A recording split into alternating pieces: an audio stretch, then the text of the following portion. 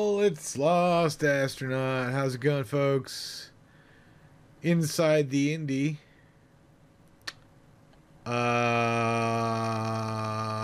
Week 2 of sales is almost over. And I would say we're at about a third of the traffic from week 1. Although I will say that it really depends on which channel of traffic you look at. I would say that so far, and again, this is all on Steam, so far it seems like Other Product Pages is the best performing long term for its own scale. So it didn't bring in the most views, but it seems to pick up and slow down. Problem is, I have no way to add any additional traffic. There's just nothing working. Twitter, who cares? Now, I did launch this product now that I realize at the lowest point of the game, of game interest during the year. So that would be around the time of the winter sale. And I think that has a lot to do with why there is a winter sale. It's the last sale before the summer sale, which is 6 weeks. There might be a spring or some other sale, but nothing is nearly. There's a Valentine's Day sale. I mean, there could be a million sales, but the winter sale is pretty much the Valentine's Day sale on Steam. Still have a click-through rate pretty low. Curators.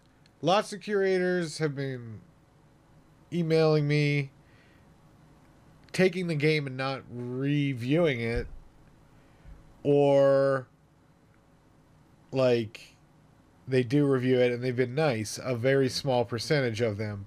But if you look at the amount of traffic that curators bring in from their homepages to my page, to Apolune, it's like super small, super tiny. Thought I minimized that. We're talking like a fraction of a percent. The number one director of traffic is Other Product Pages, and the new releases queue is by far, along with the discovery queue, by far these two are the lion's share. People rarely go through breadcrumbs. I think generally it's me doing the breadcrumbs thing, maybe a couple of other people who have to navigate or whatever, but very small amount of traffic generated by the Valve website. Not even sure what that's talking about, but a third of that traffic is me. So it must have something to do with my account. Maybe I'm checking, the store page or something.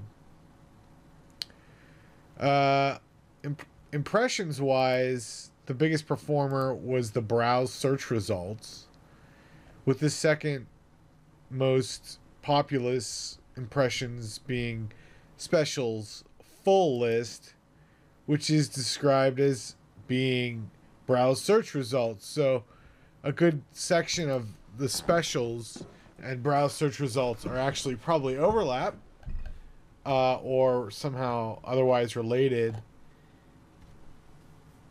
which makes me wonder if I'm actually getting 153,000 impressions in the first few weeks, because I look through the list of page breakdowns, and there are things that are overlap, and there's at the same time, and they're adding all those numbers up to give you an impression thing, and it's basically this store capsule image, the tiny image.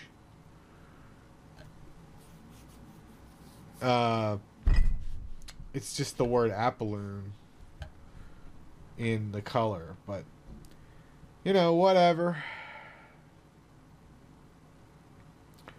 2%, 2.5% click through, very few sales. So not much more to report. I'm going to move on to another game now. I will be releasing on itch at some point. I am going to give them a 30-cent discount over Steam, but as an option, not as the default price. That's sort of to compensate for all the sales that Steam has that itch is not going to have. So I might even increase that to like 20% less. Like make your own sale. Right now it's just 33 cents less. So 666.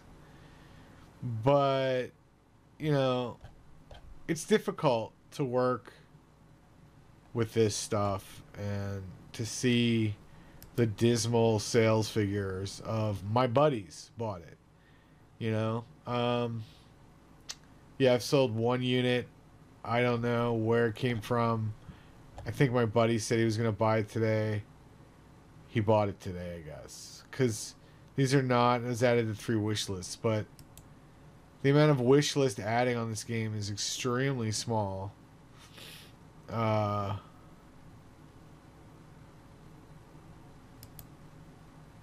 I'm not sure why that is. It's not a very expensive game. So, looks like 64 people added it to their wish list and did not buy it. Maybe they're waiting. Maybe people want to wait until later, but yeah, I don't know.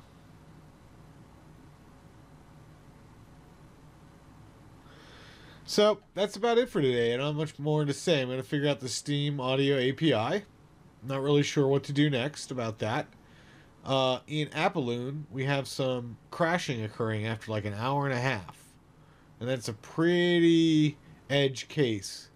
And I'm pretty sure it's related to the audio, though I'm not 100% positive. But I'm going to put the Steam's audio library into the game engine and completely replace OpenAL.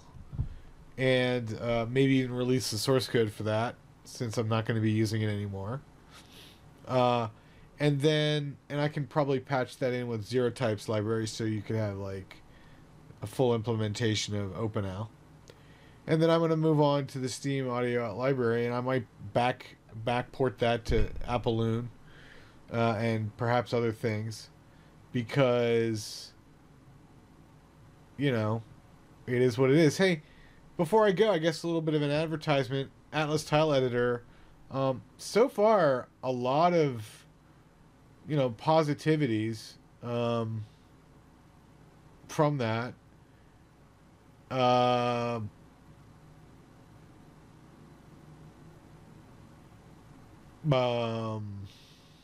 I'm reading this weird summary, and it's like, purchase activation by owner is in the same category as total purchases. I just don't feel like I gave away 45 copies. Or what is this? Well, anyway, Atlas Tile Editor, very helpful. I have some exciting stuff coming up with that. Haven't been working on it yet, but at some point I'll rip the band-aid off and we'll get those things done. Looks like it's doing pretty well. It's my highest grossing item, so I might do not only more with it, but other tools like Atlas Tile Editor. But we'll see. I don't know. People seem to like that stuff, so. Alright, thanks a lot. Inside the Indie, signing off. We'll see you next time with a report back on probably the status of the new game and the Steam Audio Library. Peace.